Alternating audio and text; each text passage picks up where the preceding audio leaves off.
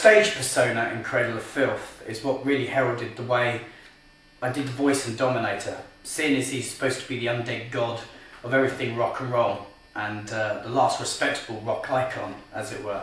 Then it commanded a strong performance as opposed to a small, weedy, shallow voice, better befitting someone like Eminem, for example.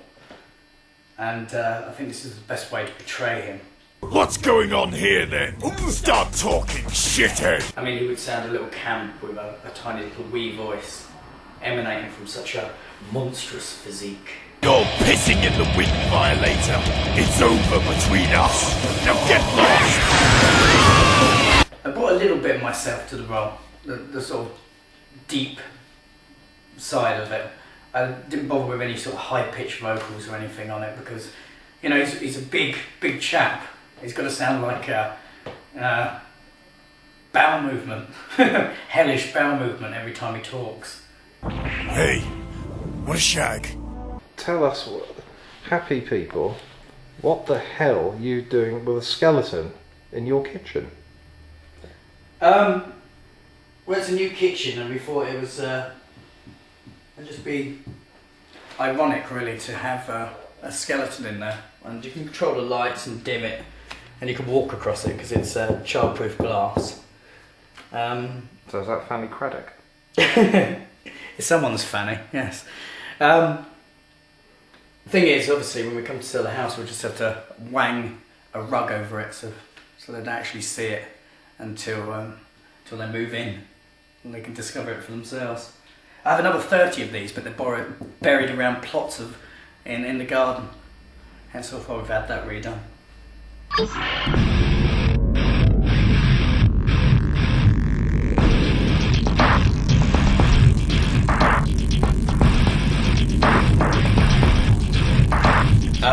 We're in my office, and it probably looks a lot bigger in the camera than it does in real life.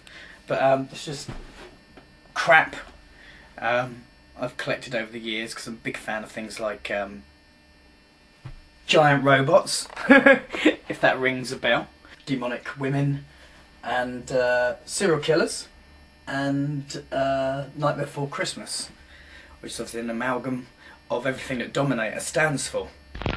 Animation in general is one of my likes, and Nightmare Before Christmas, and the way it's filmed, and the style, the stop-mo animation. And obviously this can be linked through to things like Devilman and Vampire Hunter D, which is all the manga animation, which Dominator has sort of been vomited forth from, and is this kind of a corroboration between Japanese film work and British film work, but I think without less of the bullshit, to tell you the truth. It's nice for once to actually get something that's written in English other than being translated from Japanese and be talking about Brussels sprouts and let's fight now and stuff like that. So I think that's where Dominate comes into the fold and works quite well within the context of the genre. My personal favourite scene from Dominator, aside from the jargon, because obviously the Mark and Lard interaction scenes are obviously the best, the pub scenes and the last section as the film closes.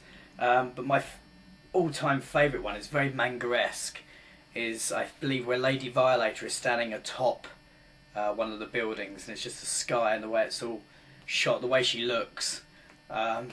That's just my favourite part of it, just for style. Ironically, and to prove that it is quite a small world, Ingrid Pitt, who obviously plays Lady Violator, and Doug Bradley, who plays Doc Payne in Dominator, have both interacted on our albums.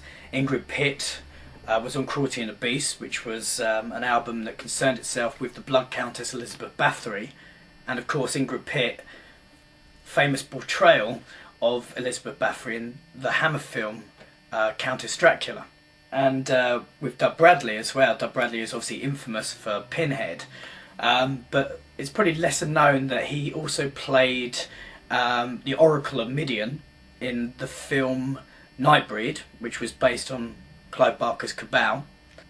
We had an album called Midian, so it only seemed right that he should narrate on that as well. And I was saying it's a small world because we've all ended up in this proverbial soup that is Dominator.